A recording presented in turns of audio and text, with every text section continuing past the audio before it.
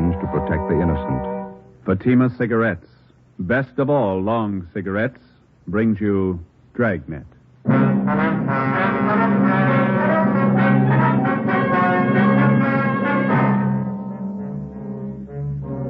You're a detective sergeant. You're assigned to homicide detail.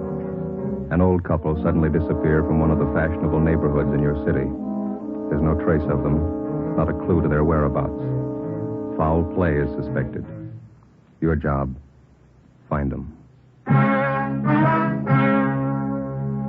If you want a long cigarette, smoke the best of all long cigarettes. Smoke extra mild Fatima.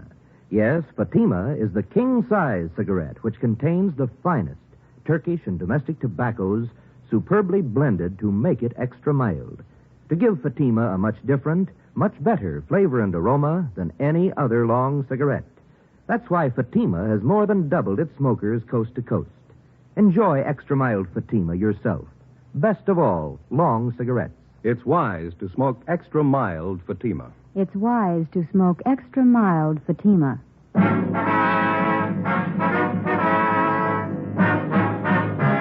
Dragnet, the documented drama of an actual crime. For the next 30 minutes, in cooperation with the Los Angeles Police Department, you will travel step by step on the side of the law through an actual case from official police files. From beginning to end, from crime to punishment, Dragnet is the story of your police force in action. It was Saturday, September 30th. It was warm in Los Angeles. We were working the day shift out of homicide. My partner's Ben Romero. The boss is Captain Blaine Steed. My name's Friday. It was 3:45 p.m. when I got to room 67A. Missing persons. Hi, Joe. Hi. Where's Al? Next door. I'll be back in a minute. Oh. There's a phone message for you in the book from your wife. What is it this time? She didn't say. Sure been a bad week. Oh, what's the matter? Lucille. Who? Our cat. Again? Kittens. Had 11 of them by the time I left the house. She was a healthy kid. Yeah. Don't know what I'm going to do with them. Hey, your mother likes cats, doesn't she, Joe? You gave us 2 from the last litter. We still got them as healthy as their mother. Yeah? Never pass up a meal. Hi, Joe. Hi, Al. Sorry to keep you waiting. Just getting this report straightened out. Here you go. Mm-hmm. Mr. and Mrs. Walter Apperson. How long they been missing? Well, today's the 4th day. They're an elderly couple. One of their next-door neighbors got a little worried when he didn't see him around the house. Came in yesterday and filed a 316 on him. Let's see. Clarence Stokely. Is that the neighbor? Yeah. It says here he lived next to the Appersons for 28 years. Never known him to take off like this.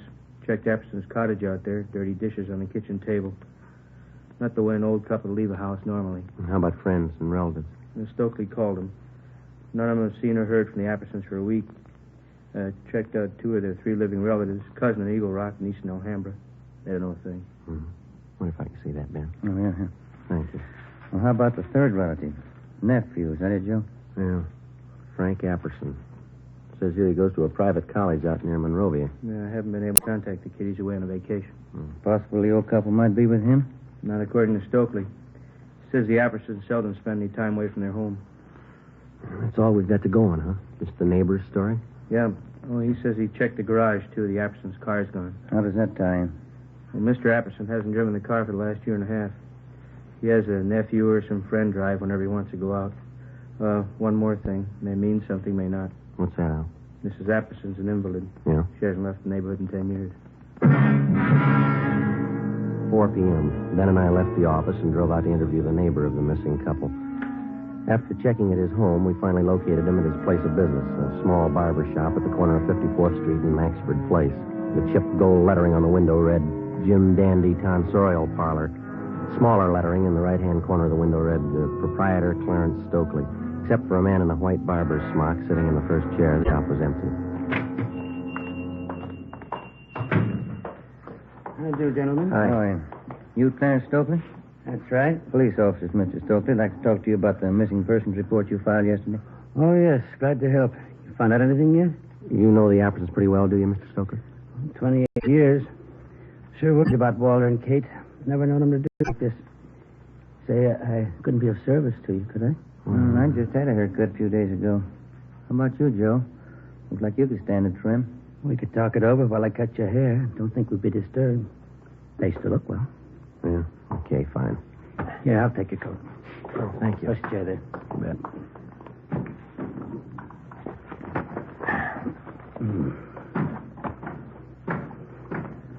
Mr. and Mrs. Apperson didn't mention anything about going away on a trip, did they? Not a word. That's what makes it so strange. Here, let me fix this around your neck here. Oh, yeah, thanks. Play cards with them twice a week, usually. Katie Apperson's a fine whist player. Want me to take some off the sides here, officer? Yeah, please. Not too much, though. Mm. When did you first notice the Appersons weren't home? Tuesday night. We thought we might go over and play some cards. I see. Is that enough off right here, officer? Let me see. Yeah, that's fine. How is it you waited until yesterday to report the Appersons missing? Wife and I are great friends of Walt and Katie's, but it's certainly none of our business if they want to go off for a few days. Uh-huh. Besides, we thought if anything was wrong, Buzz would have said something. Who is Buzz? Anderson's nephew, Buzz. Name's Frank, but everybody calls him Buzz. I thought he was away at school, a place out near Monrovia. Yeah, Stanley College, private school. But he only stays there part of the time. He's usually home early in the week. Well, we were under the impression that this nephew, Buzz, was on a vacation. That's so. That's the first I've heard. Funny Walt and Katie would have told us. Oops, that pull. No, it's all right. Keep this little down. Head down. Yeah. You, think the nephew might account for the Appersons' car being missing? You think he might have taken it on his vacation? Possible, I guess, but I think Walt would have mentioned it. That car was old, but he was particular about it. Uh-huh. Maybe fit it out on top here a little? All right, fine. Do you know the nephew at all? Pretty well. Nice young fellow. He got along with his aunt and uncle all right, did he? Yes, indeed. Buzz loved them both. Do you have any idea where the Appersons might be, Mr. Stokely? No, I don't. Neither does my wife. That's why we called you people. We don't mean to be Badinsky's, but we're worried. Maybe just a little more off the top, officer? No, I think it's fine. It's okay. You have no idea where we might find the nephew, Buzz? Not if he's away on vacation. Might check with the school. Buzz might have gone off with a couple of his friends. Do something to dampen that down? Yeah, fine.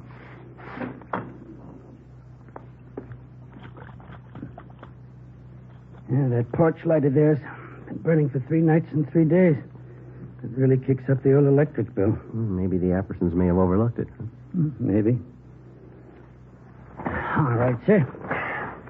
Yeah, it's a good-looking haircut, if I say so myself. Yeah. It's fine. Oh, here you go. Thank you. Oh, here's our card, Mr. Stokely. We'll be checking with you. Bye. Bye.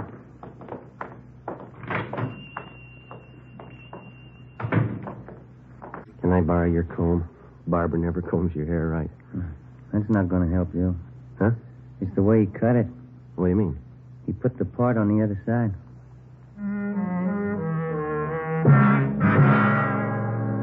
After we left Clarence Stokely's barber shop, we drove out to the Apperson home on 54th Street, just below Seaboard Avenue. We checked the house from top to bottom. The closets and the bedrooms were well stocked with clothes. None of the luggage seemed to be missing. In the basement, back on one of the cupboard shelves, we found a bottle of cyanide. It was half filled.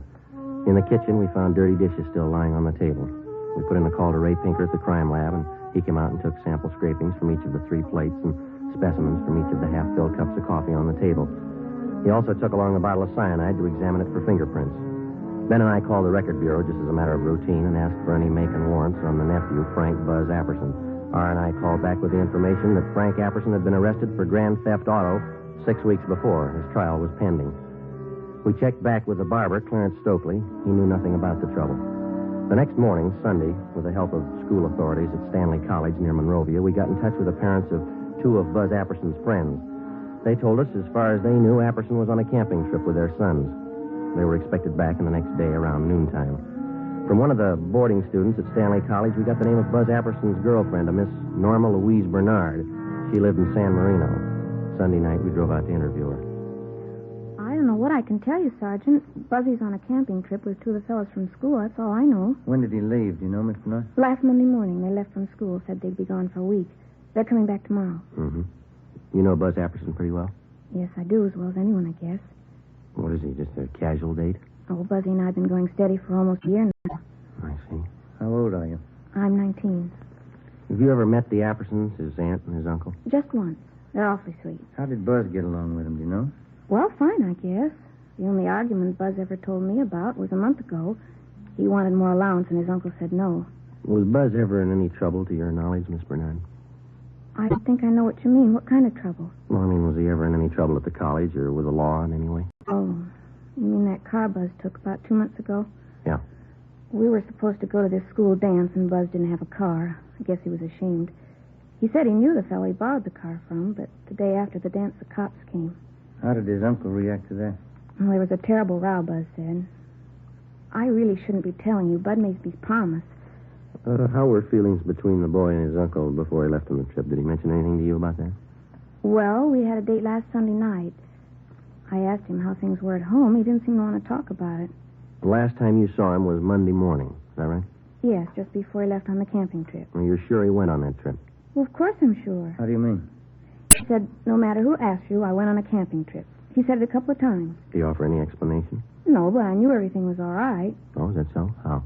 I could tell. The way he kissed me.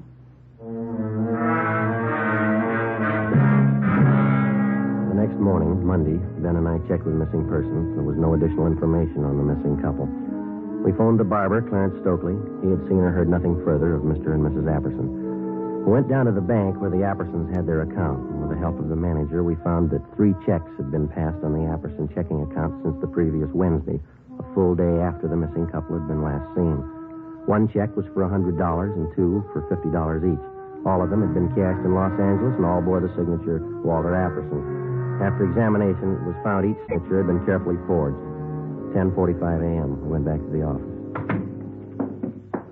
Are you two going someplace? Oh, hi, Ray. No, just coming. You finished checking that stuff through the crime lab? Yeah. I was passing over this way. I thought I'd drop off the report for you. Got it right here. How'd it go? Fingerprints on that bottle of cyanide. Leighton Prince got a make. Here's the name on it. Frank Buzz Apperson.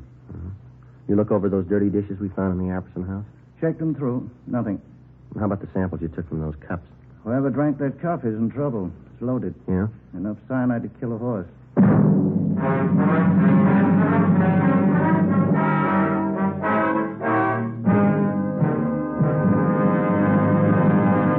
You are listening to Dragnet, the case history of a police investigation presented in the public interest by Fatima Cigarettes. If you smoke a long cigarette, it will be in your interest to listen to this case history recorded by a typical Fatima smoker. Hi there. My name is Bab Beckwith. Bab. That's short for Bethany Ann Beckwith. I live in New York City, and I'm a fashion stylist. The other day, at a showing of the new fall styles, I ran out of cigarettes. A friend of mine, a designer, introduced me to the new long Fatima. I really wish someone had told me about them sooner. Fatimas are a lot milder than the cigarettes I've been smoking, and they have a delightful flavor, too. I'm very glad to recommend them to you, because I know from experience it's wise to smoke extra mild Fatimas. And more smokers every day are finding that out. Actual figures show extra mild Fatima has more than doubled its smokers coast to coast. So enjoy extra mild Fatima yourself. The king-size cigarette, which contains the finest Turkish and domestic tobaccos superbly blended to make it extra mild. You will prefer Fatima's much different, much better flavor and aroma. You will agree. It's wise to smoke extra mild Fatima. It's wise to smoke extra mild Fatima. The best of all long cigarettes.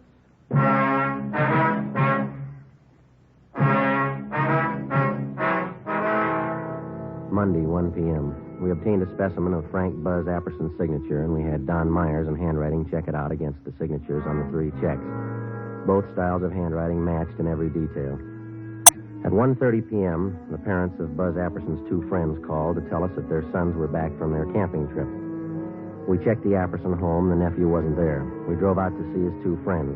Under questioning, one of them finally broke and admitted that Buzz Apperson had not gone with them on the camping trip. In the process of questioning the boys, one of them told us that he had been with the suspect 2 days before the trip when he purchased some medicine at the campus drugstore. We went to the drugstore and checked the prescription book. It showed Frank Buzz Apperson had purchased and signed for a bottle of cyanide 2 days before the disappearance of his aunt and uncle. Ben and I drove back to the Apperson house. When we arrived, the officers on stakeout had the boy in custody. No, I'm sorry, officers. I wish I could help you out, but, well, maybe it's not as bad as you think. When did you last see your aunt and uncle? Monday, before I left on the camping trip. They're in the habit of going off like this, are they? Oh, sure. Aunt Kate and Uncle Walter have friends all over. They go on trips all the time. Is that so? How do they get there? They drive, both of them. They've been driving for years. You talked to your uncle's friend, this Mr. Stokely next door. He says your aunt and uncle haven't been driving for at least a year and a half. Stokely, the barber? He's one of the neighborhood cranks, Sergeant. Anybody around here can tell you that. Minds everybody's business but his own. You don't seem too worried about your aunt and uncle.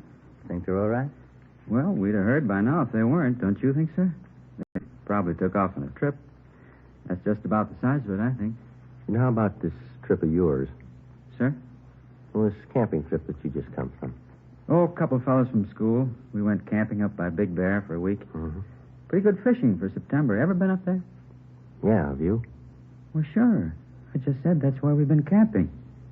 Say, I'm a little thirsty. There's a couple of bottles of ale in the refrigerator. Care for a bottle? No, not right now. Well, would you mind if I had one? Sure could use it. No, you go right ahead. We can talk in the kitchen. Place is in kind of a mess. I guess I'll have to go in and clean it up. Does your aunt usually leave in a hurry like this? Not usually, no. Dishes all over the place. She probably figured she'd wait till she got back to clean up. Mm-hmm. Aunt Kate does things like that once in a while. That so? Yeah, she's like that sometimes. Well, happy days. Yeah.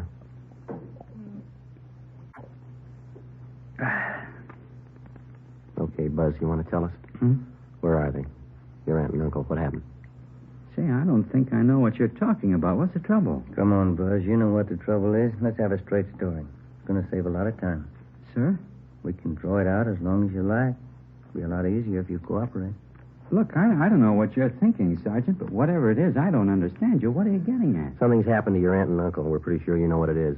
Well, how could I? I've been away on this camping trip. You've been away, but not on a camping trip. Sir? We've checked you out from the day you came to live with your aunt and uncle, boy. You're going to make us spell out the whole record for you? But I've been away. I just got back. I don't know what's happened. We found a bottle of cyanide in the basement cupboard. Your fingerprints are all over it. Well, sure, that figures. We use it for bug poison in the garden. I take care of the garden. I use it all the time. You use it in coffee? Sir? The police chemist checked what was left in 2 of the cups that were on that table there. Cyanide in both of them, enough to kill 6 people. Now, look, boy, we've talked to your neighbors, your teachers, your girlfriend, Norma, and those 2 pals you were supposed to go camping with. Now, we can drag all of them out if we have to. They're going to make a liar out of you. Sir? I think you got it the first time. Well, there couldn't be any cyanide in those cups. Why should there be? We think you can tell us that. But I can't. I don't know anything about this. I haven't any idea what you're talking about. Is this some kind of a gag? You know better than that. How about those checks, Buzz? Sir? The ones you forged your uncle's signature on. You need the money that bad? I didn't forge any checks. I was away on a camping trip. Dave and Willie were with me. They can tell you. You got in a row with your uncle. Maybe about that stolen car. Is that how it happened? It had nothing to do with it. I want to see Norma. I want to talk to Dave and Willie. They'll tell you. How about the man at the campus drugstore? Sir? When you bought the cyanide from, you want to talk to him, too? Look, are you 2 fellas kidding me? This must be some kind of a gag, is it? Your aunt and uncle are missing. There's evidence of foul play. Now, does that sound like a joke? Well, how should I know where they are? I wasn't there. I want to talk to Norma. I want to see Dave and Willie. They'll tell you. Why don't we drive over and see them now? It's all right with us. Want to get your coat? Sure. Norma's the girl I'm engaged to. Dave and Willie are my best friends. They know everything about me. A couple of real nice guys. And so? Sure. Well, let's go, Ben. Yeah. Dave and Willie have been all through school with me. They can vouch for me. Yeah? Sure. You can take their word, too. We will. 5:50 p.m. We left the Apperson house, drove across town, and headed over the Arroyo Seco toward the home of the suspect's friend, Dave Killefer. 6:33 p.m. We took a right turn off the freeway, headed south for another mile, and finally pulled up in front of the Killefer home. Buzz Apperson's friend, Dave, met us at the front door. What's it all about, anyway, Buzz? What's the pitch? Well, that's what I want to know. Look, is this some kind of a gag you guys cooked up on me? We were on the trip, Buzz. I don't know anything about any gag. What's all this about your aunt and uncle? I don't know. That's what these officers want to find out. I'd like to have you tell us again, Dave. Was Buzz here with you on that camping trip? Sure, that's why we came over. Now, tell him about it, you know. All right, let's have it, Dave. Was he with you on that trip? These officers aren't kidding, Buzz. They want the truth. Well, tell him I was with you and Willie. We went to Big Bear. They're looking for your aunt and uncle.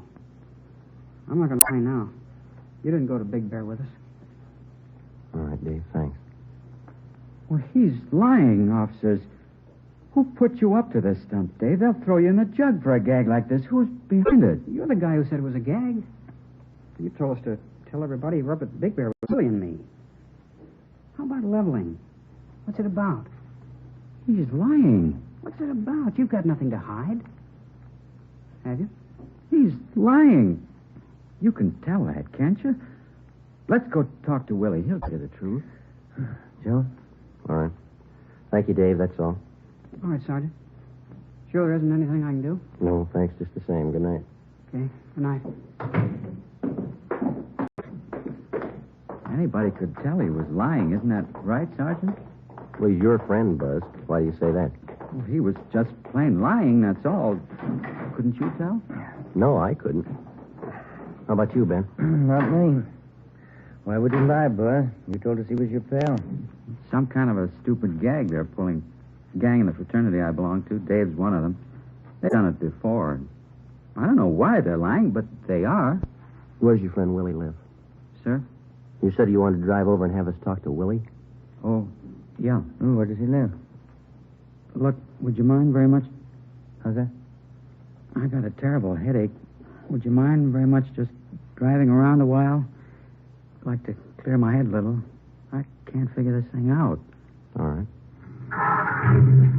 Why don't you roll down the window there, Buzz? Okay. Yeah. Air feels good. Sure is hot out tonight. Yeah, Been a pretty long summer, hasn't it? Yeah, it has.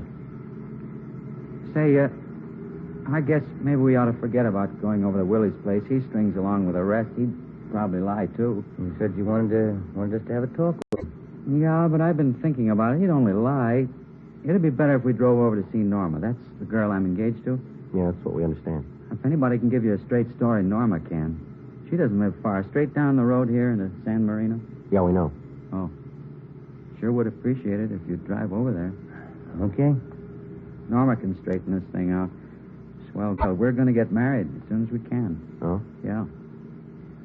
She saw me leave on that trip to Big Bear. She won't lie to you. Sure wish my aunt and uncle had left a note where they were going. All this trouble. You mind if I lay out a couple things for you, Buzz? Now, what do you mean? When a police officer picks somebody up, he's got a good reason for it. Yeah, but Dave was lying, Sergeant. You know that. It's a lot more than what Dave had to say. Now, you've done something wrong. We don't know what exactly, but we've got an idea, and we're going to find out. You can't prove anything. I got that cyanide for the garden. We use it around the house for different things. You don't use it in coffee cups. What happened, boy? Where's your aunt and uncle? Next turn for Norma's house, up by the signal. Turn left. Yeah. Come on, Buzz. You know what happened. You're going to have to face it sooner or later. If it's not tonight, then tomorrow morning or tomorrow night or the night after. But I don't know what happened. The facts say you do, and they're not going to disappear. Now, you made the problem. It's going to stick out in front of you till we find an answer. How about it? Norma will know what to do. Wait till I talk to Norma. Why don't you stand up and face it, boy? Getting your girl mixed up in this isn't going to help. She'll know what to do. Can she find your aunt and uncle? Can she? How about the 3 checks? How about them? Can she explain those signatures that you forged? Maybe those fingerprints on the cyanide bottle. Can she help you out there? Well, look, Buzz, I believe you. You love the girl. You want her mixed up in all this? Here we are, Joe. Okay. That's the right house, isn't it? Yeah. That's Norma's house. All right, what's it going to be? Do we go in? She'd cry. She'd only cry. Norma thinks a lot of me. Yeah? She's a swell girl. I don't want to have to tell her. She'd only cry. Yeah. I killed my aunt and uncle. p.m. Buzz Apperson directed us to drive to San Pedro to the west basin of the Los Angeles harbor. We got out of the car and followed him to the end of one of the piers. He told us his story, and we put in a call to the office. Within half an hour, a fireboat and a barge were on the scene, and a diver was sent down into the water a few yards from the edge of the pier. We stood by and watched. Buzz Apperson, Ben, and I. I put quite a bit of cyanide in the coffee. I had to be sure. How'd you manage to get both of them in the car? I waited till way after dark, and then I dragged them out. Drove down to the end of the pier right here. Put the car in low. It went over, right where the diver went down, just this end of the barge. All right. Clear those lines up there. There's the first one. You better stand back then. Yeah, watch it. Okay, sir. Let's go.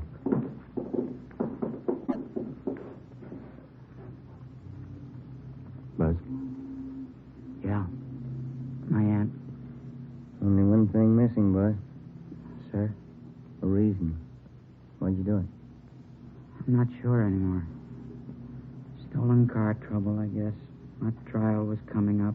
All that trouble. I didn't want my aunt and uncle to go through all that. You mean that's why you killed him? I think so. I didn't want them to be ashamed of me. That must sound funny. Nobody's going to believe you. Suppose they don't. Yeah.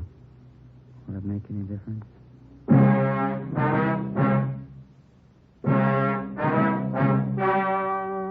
The story you have just heard was true. Only the names were changed to protect the innocent. On December 15th, trial was held in Superior Court, Department 92, City and County of Los Angeles, State of California. In a moment, the results of that trial. And now, here is our star, Jack Webb. Thank you. To successfully prosecute a criminal suspect, the working detective gathers all available physical evidence. And in the crime lab, this evidence is carefully selected and screened to determine its worth. So with a cigarette.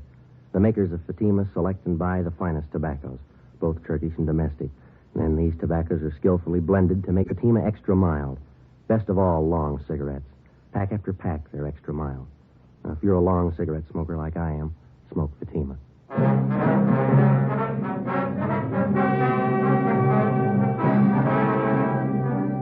Frank Buzz Apperson was tried and convicted of murder in the first degree and sentenced to life imprisonment. He is now serving his term in the state penitentiary.